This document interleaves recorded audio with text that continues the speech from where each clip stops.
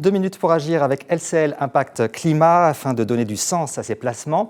L'investisseur peut s'orienter vers un placement à dimension environnementale. Je vous propose aujourd'hui un gros plan sur l'EMTN Double Green. Mathieu Molin, bonjour. Bonjour. Vous êtes Managing Director au sein de la ligne Métiers Equity Solutions chez Crédit Agricole CIB. Alors, c'est quoi cette unité Double Green et quelles sont ses spécificités ?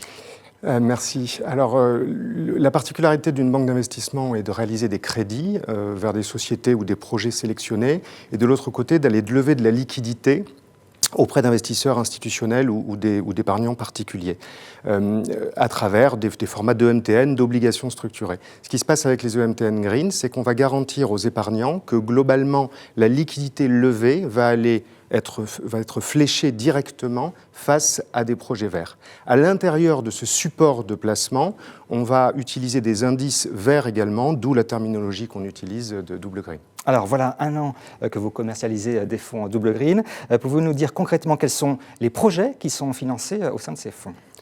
Donc il y a différentes gammes de projets. Il y a des projets de transition énergétique, tout ce qui est énergie renouvelable, ça peut être l'éolien, les fermes solaires ou la combinaison de tout ça. Ce qui est très important dans ces projets, au-delà du fond, c'est la capacité à associer toutes les parties prenantes en amont et à mettre tout le monde autour de la table pour arriver à un consensus et une bonne analyse. Et puis il y a également l'immobilier durable ou les transports. On peut dire que dans le portefeuille d'actifs de Crédit Agricole CIB, c'est à peu près un tiers, et très majoritairement à 65% en Europe pour la localisation des projets. Alors comment être sûr que ces investissements contribuent vraiment à la transition énergétique, que vous ne surfez pas sur cette vague du greenwashing ? Alors, donc, dans un premier temps, ce qui est green, c'est le MTN qui est green. Et donc, en ce sens, la totalité des fonds levés du côté de l'épargne doit systématiquement être inférieure à la somme des crédits octroyés. Et puis, ce qui est très important, c'est la transparence, avec un reporting annuel assez spécifique, transparent et précis.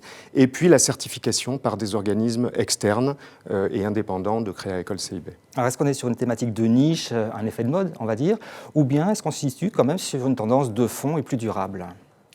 Je pense qu'il y a 10 ans, c'était clairement une niche. Aujourd'hui, je pense qu'on peut s'accorder à dire que c'est assez durable, d'autant plus que sur un volet plus réglementaire, on est en train de passer d'un aspect meilleure pratique de marché à un encadrement plus fort de régulateurs. On va parler de taxonomie, on va parler de labels, on va parler de standards finalement.